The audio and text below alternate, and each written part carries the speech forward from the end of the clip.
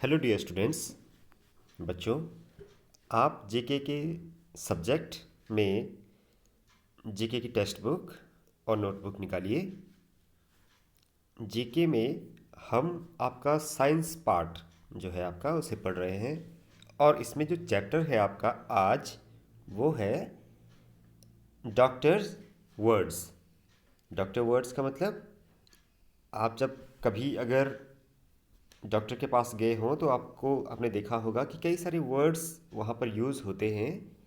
अलग अलग तरह के हॉस्पिटल में भी कई तरह के वर्ड्स यूज़ होते हैं। कई तरह की जो डिज़ीज़ होती हैं, बीमारी होती हैं, उनके लिए अलग अलग वर्ड्स यूज़ किए जाते हैं। ठीक है। तो यहाँ पर क्या दिया गया है कि कोई एक काल्पनिक एक लड़का है, शेखर। तो कहा गया है कि Shekhar's father is a doctor. Shekhar के फादर एक डॉक्टर हैं। Shekhar has made a crossword using the medical words. तो शेखर ने क्या बनाया है? एक क्रॉसवर्ड बनाया है। कैसे? मेडिकल वर्ड्स से, जो मेडिकल लाइन में जो भी वर्ड्स यूज़ किए जाते हैं वो बनाया है। दैट हिज फादर यूजेस, जो उसके फादर यूज़ करते हैं। कंप्लीट द क्रॉसवर्ड, ये हमने क्रॉसवर्ड को कंप्लीट करना है। ठीक है।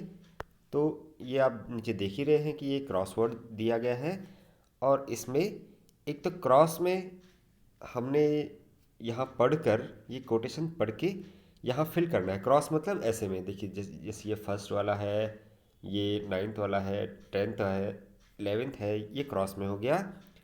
और इसके बाद फिर डाउन में दिया गया है, जो भी डाउन में है। देखिए यहाँ पर 2 हो गया, ये 5 हो गया, ये इस तरह के जो डाउन में है ये हमने इस तरीके से फिल करना है। ठीक है।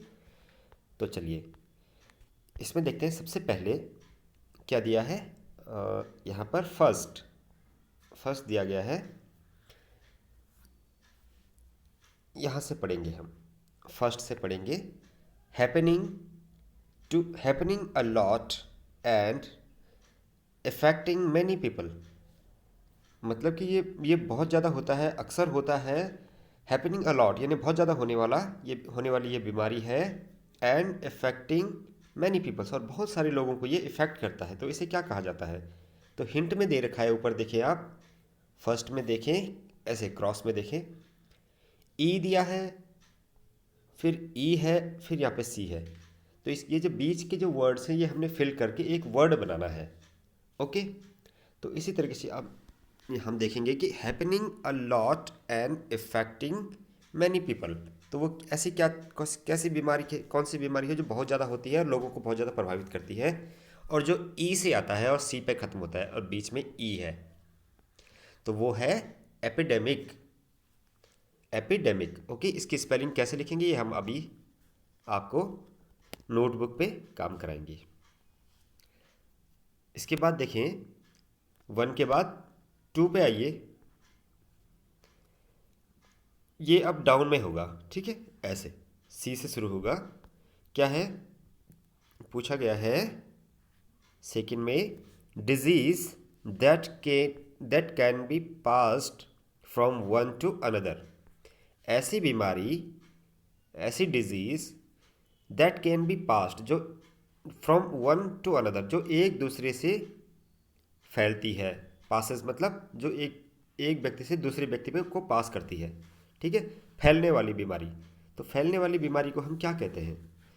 तो सी देखिए, ये दो देखिए, इस पे पहला सी है और फिर बीच में कौन सा वर्ड दिया है? एन। तो हम देखेंगे कि फैलने वाली बीमारी, आपने आजकल अक्सर कोरोना का भी आपने सुना होगा कि कोरोना भी कैसी डिजीज़ है? ये फैलने वाली डिजीज़ है। और इसको देखेंगे हम, सी दिया है तो सी और बीच का वर्ड है एन, तो यहाँ पर आएगा कम्युनिकेबल। तो जो एक व्यक्ति से जो दूसरी व्यक्ति को जो फैलती है बीमारी उसे कहा जाता है कम्युनिकेबल डिजीज़। ओके। इसकी स्पेलिंग भी हम आगे पढ़ेंगे। थर्ड देखिए, a medical condition that a person has since birth. ऐसी मेडिकल कंडीशन जो किसी व्यक्ति को उसके जन्म से है। तो देखिए यहाँ पर थर्ड, ये हमें कुछ वर्ड दिए हैं, कितने लेटर दिए हैं इसमें, 3 लेटर्स दिए हैं, सी एन और फिर बीच में एन है। ओके, तो यहाँ पर आएगा बच्चों कॉन्गिनिटल। कॉन्गिनिटल का मतलब होता है या जैसे कोई भी डिजीज़ होती है जो बाय बर्थ होती है, यानी कि जन्म से होती है। सिंस बर्थ लिखा है यहाँ पे, थर्ड वाला आप फिर से पढ़ें। A medical condition that a person has since birth, यानी कि उसके जन्म से ही उसे वह मेडिकल कंडीशन है। ठीक है, तो ऐसी डिजीज़ को, ऐसी मेडिकल कंडीशन को क्या कहा जाता है? तो इसे कहा जाता है कॉन्गिनिटल। तो कॉन्गिनिटल की स्पेलिंग हम आगे आपको लिखवाएंगे। फोर्थ में आइए, इलनेस और pain has that lasts for a long time. जो लंबे समय से चली आ रही कोई इलनेस है, यानी कोई तकलीफ़ है, कोई बीमारी है या कोई डिज़ीज़ है जो बहुत ही लंबे समय से चली आ रही है, तो ऐसी डिज़ीज़ को, ऐसी बीमारी को हम क्या कहेंगे? तो देखिए फोर्थ, देखिए यहाँ पर इसे कहेंगे हम, ये देखिए सी दिया है और फिर एन दिया है, यहाँ पर आएगा क्रॉनिक। ओके, क्रॉनिक कहा जाता है जो लंबे समय से चली आ रही बीमारी है। ओके, फिफ्थ है illness that occurs suddenly showing rapid symptoms. Illness that occur suddenly, यानी कि जो बहुत अचानक आई हो, ऐसी बीमारी, ऐसी इलनेस जो अचानक आई हो, शोइंग रैपिड सिम्टम्स, और उसके जो सिम्टम्स है वो बहुत तेज़ी से दिखा रहा है। ठीक है, तो इसको क्या कहा जाता है? फिफ्थ में देखिए आपका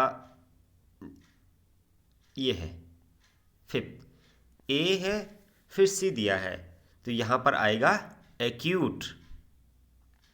ओके, एक्यूट का मतलब होता है बहुत ही तेजी से फैलने वाली बीमारी। ठीक है बच्चों।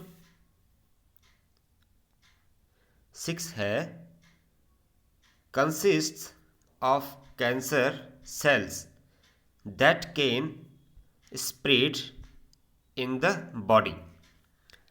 Consist of cancer cells that can spread in the body.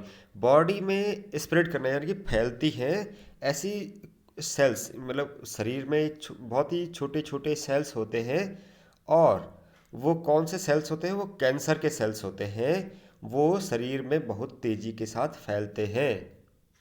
तो इसे क्या कहा जाता है? सिक्स्थ में देखिए यहाँ पर है, सिक्स में एम से शुरू हो रही है और इसे कहा जाएगा, और ये बीच में एक और लेटर है एन, तो फिर इससे जो वर्ड बनेगा वो बनेगा बच्चों मैलिग्नेंट।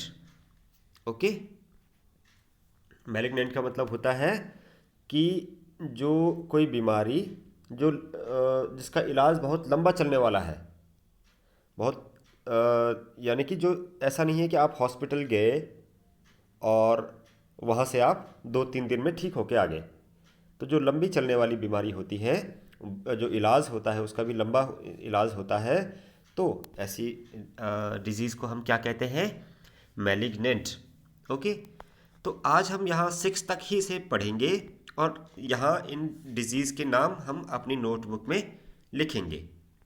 आप देखिए अपनी नोटबुक निकालिए, तो यहाँ पर आप देखिए जो स्पेलिंग आपने फिल करनी है, तो स्पेलिंग आप यहाँ से पूरी स्पेलिंग लेंगे।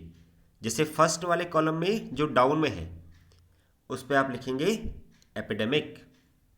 सेकंड, अब सेकंड वाले कैसे है? उसमें है, सॉरी, फर्स्ट वाला क्रॉस में है और बाकी सेकंड में है।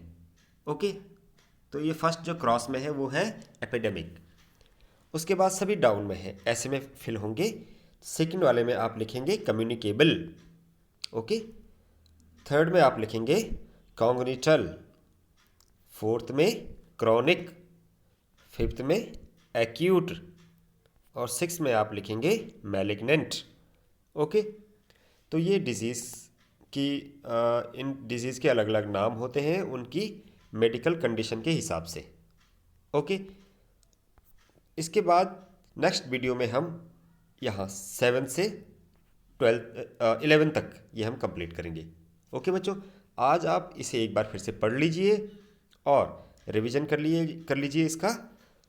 यहाँ से भी आपने पढ़ना है। सेकंड में आपने जैसे ये पढ़ा तो आपने देखा कि सेकंड में नाम क्या आया है, कौन सा नाम आया है। फर्स्ट में पढ़ा है तो यहाँ पे देखिए फर्स्ट जो कंडीशन है उसमें क्या नाम आया है। ओके, तो इसका एक बार फिर से रिवीजन कीजिए। अपनी नोटबुक में आप इस तरीके से आप लिखेंगे और लिखने के बाद इसको लर्न करेंगे। ठीक है बच्चों।